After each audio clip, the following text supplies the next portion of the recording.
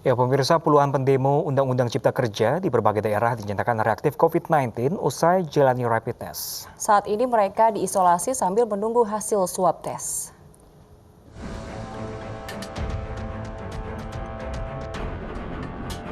Polda Metro Jaya menggelar rapid test terhadap 1.192 pendemo yang diamankan saat aksi menolak UU Cipta Kerja di Jakarta kemarin. Hasilnya, 34 orang dinyatakan reaktif COVID-19. Kini mereka diisolasi ke Wisma Atlet sembari menunggu hasil swab test. Sementara itu, 13 orang dari 209 massa yang ditahan usai demo Undang-Undang Cipta Kerja juga dinyatakan reaktif di Bandung, Jawa Barat.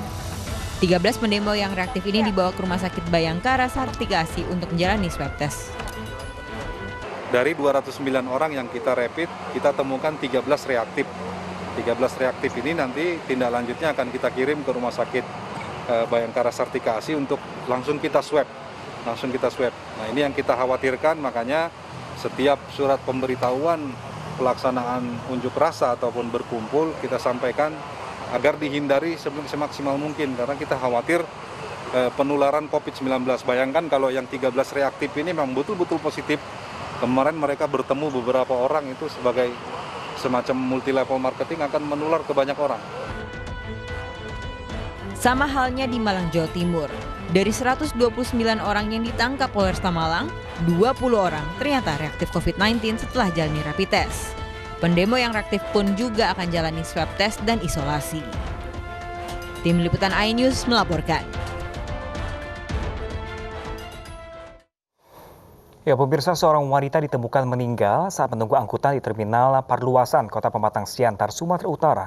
Khawatir terpapar COVID-19, petugas mengevakuasi korban dengan protokol kesehatan.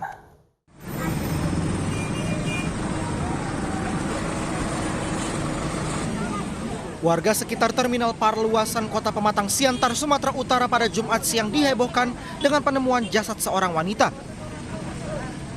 Warga yang penasaran pun berkerumun di lokasi melihat korban. Menurut warga, korban yang tidak diketahui identitasnya ini terlihat sedang menunggu angkutan umum. Tiba-tiba korban terjatuh kemudian tidak bergerak lagi. Khawatir terpapar COVID-19, warga kemudian melaporkan ke petugas. Ya, ada yang meninggal di terminal. Ya. Jadi tolonglah datang biar konfirmasi kita gimana gitu. Dari kesehatan kan. Ya, ini sementara kita panggil biar diangkat atau bagaimana kan? Petugas dari BPBD dengan menggunakan APD lengkap kemudian mengevakuasi jasad korban ke instalasi jenazah RSU. Sementara pihak Inafis Polres mengidentifikasi korban di lokasi kejadian. Dari Pematang Siantar, Sumatera Utara, Dharma Setiawan, iNews melaporkan.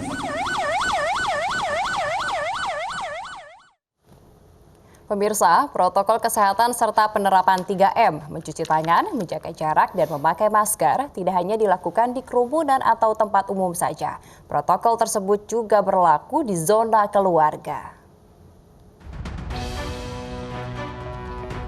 Badan Nasional Penanggulangan Bencana atau BNPB menyarankan semua lapisan masyarakat untuk patuh dan menerapkan secara disiplin 3M, mencuci tangan, menjaga jarak, dan memakai masker di dalam keluarga sendiri.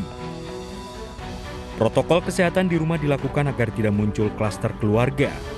Kepala Sub Bidang Sosialisasi Perubahan Perilaku Satgas COVID-19, Dwi Listia Wardani, menegaskan pentingnya peran keluarga dalam menerapkan protokol kesehatan di lingkungan keluarga ataupun rumah. Hal ini perlu dilakukan untuk mencegah adanya klaster keluarga dan penyebaran di sekitar lingkungan rumah. Keluarga juga tempat di mana di sana ada orang tua ya, kemudian ada anak-anak dan seterusnya. Ini mungkin yang mana tadi Pak Asto sampaikan, masing-masing punya derajat risiko yang berbeda, di mana yang mungkin yang usianya lebih tua karena adanya komorbid, maka resikonya untuk menjadi positif, katakanlah demikian, tertular itu jauh lebih besar. Oleh karena itu memang masing-masing harus mengambil peran ya, mengambil peran agar menjaga diri lah dengan diri, mau tidak mau di dalam keluarga itu pun diterapkan 3M gitu ya.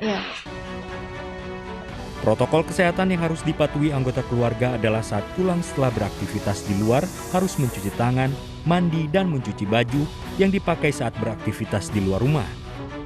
Hal ini bisa mencegah adanya penularan di rumah tangga, apalagi jika dalam keluarga tersebut terdapat orang lanjut usia dan anak-anak yang rentan terkena COVID-19.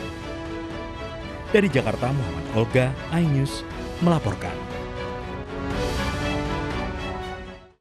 Ya, pemirsa, tugas kemanusiaan yang dilaksanakan oleh tenaga medis pada masa pandemi COVID-19 mendapat perhatian dari banyak pihak. Salah satunya datang dari MNC Peduli. Makanan dan minuman ringan hasil donasi masyarakat langsung disalurkan kepada tenaga medis di puskesmas.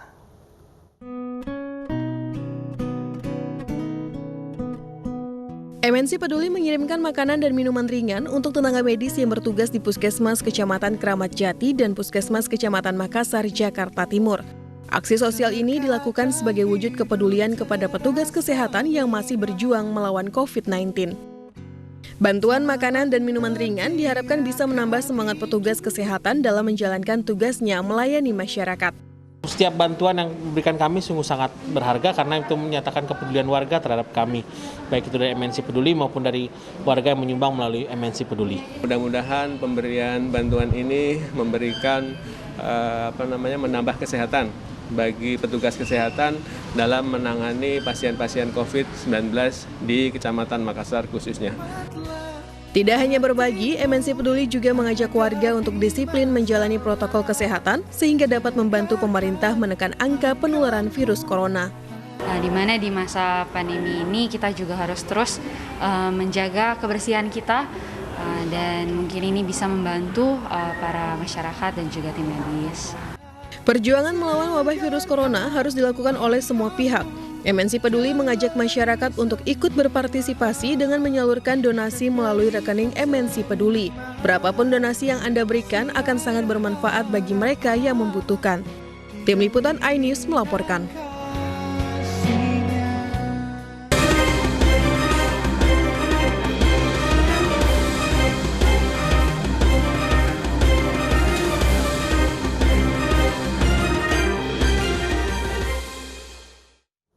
Ya pemirsa, kita ke informasi jelang Pilkada serentak. Calon Wali Kota Medan nomor urut 2 Bobi Nasution berjanji akan memasang kamera pengawas atau CCTV di seluruh kota Medan untuk menangkal aksi kriminal. Sementara pasangan incumbent Ahyar Nasution memilih menemui relawan emak-emak yang tergabung dalam Maskoma.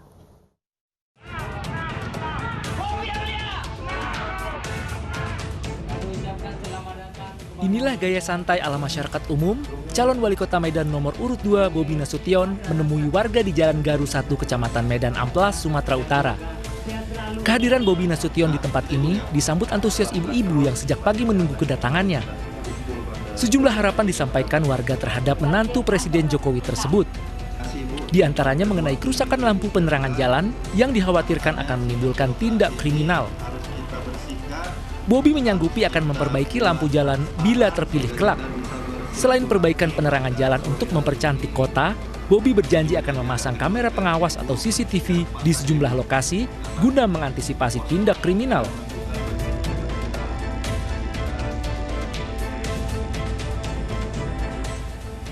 Sementara di lokasi lain, calon wali kota incumbent yang diusung partai PKS dan Demokrat, Ahyar Nasution, memilih berkampanye menemui relawan emak-emak alias Maskoma. Pertemuan digagas Ahyar untuk memberi semangat kerja pada relawan agar memenangkan dirinya dalam kontestasi Pilkada Wali Kota Medan pada pemungutan suara Desember mendatang. Dalam berkampanye, kedua paslon memastikan penerapan standar protokol kesehatan tetap dilakukan dalam masa pandemi COVID-19. Tim Liputan iNews melaporkan. Ya, pemirsa, beragam cara dilakukan peserta pilkada untuk menjaring suara. Salah satunya dengan menyiapkan juru kampanye nasional atau justru dari kalangan bawah agar mengena ke masyarakat.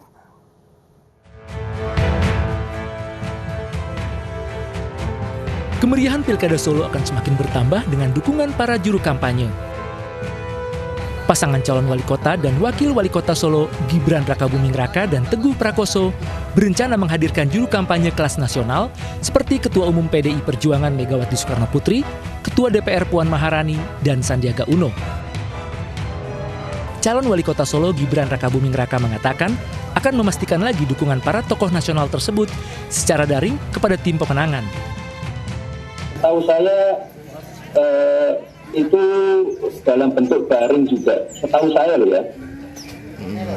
Mega dan lain-lain kayaknya dalam bentuk daring juga. Tapi saya nggak tahu, nanti saya pastikan lagi ya.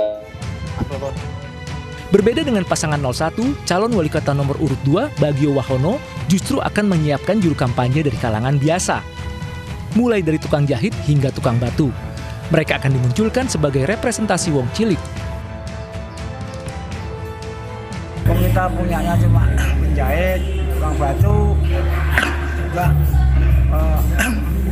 jadi tokoh-tokoh yang kecil ya di Solo ya, yang saat ini memang belum bisa muncul. Nah, makanya di sinilah kita munculkan. Dari Solo, Septiantoro, iNews melaporkan.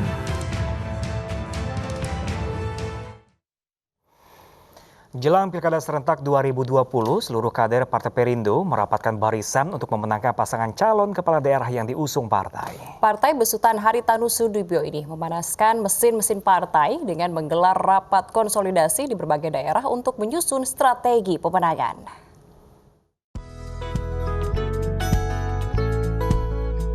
Dewan Pimpinan Wilayah Partai Perindo Kalimantan Barat menggelar rapat konsolidasi pemenangan paslon kepala daerah yang bakal berlaga di Pilkada Serentak di 7 kabupaten di Kalimantan Barat. Dalam rapat tersebut, Partai Perindo menyelaraskan komunikasi dan menyusun strategi pemenangan di tingkat kabupaten dan kecamatan, serta anggota legislatif dalam menghadapi agenda politik di Pilkada Serentak 2020. Ini juga konsolidasi dalam soal pemenangan pilkada.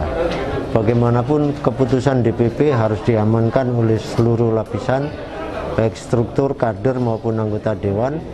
Maka semua harus terlibat penuh dan kita semua sudah berbagi tugas apa yang harus mereka lakukan dalam rangka proses pemenangan ini. Dan kita hakul yakin bahwa semua yang didukung oleh Partai Perindo akan menang. Masing-masing ada 7 daerah kabupaten, Ketapang, Kapuas Hulu, Sintang, Melawi, Sekadau, Sambas, dan Bengkayang. Pada umumnya sudah kita arahkan dari pusat untuk pemenangan pilkada masing-masing daerah. Tidak hanya memenangkan pasangan calon yang didukungnya, Partai Perindo juga akan mensukseskan kontestasi Pilkada Serentak 2020 demi terwujudnya Indonesia sejahtera. Tim Liputan iNews melaporkan.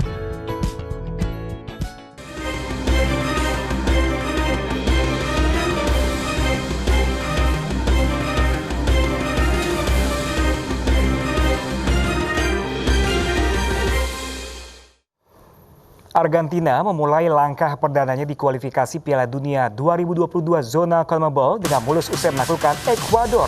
Informasi olahraga akan hadir usai jeda, tetaplah bersama kami di iNews Pagi.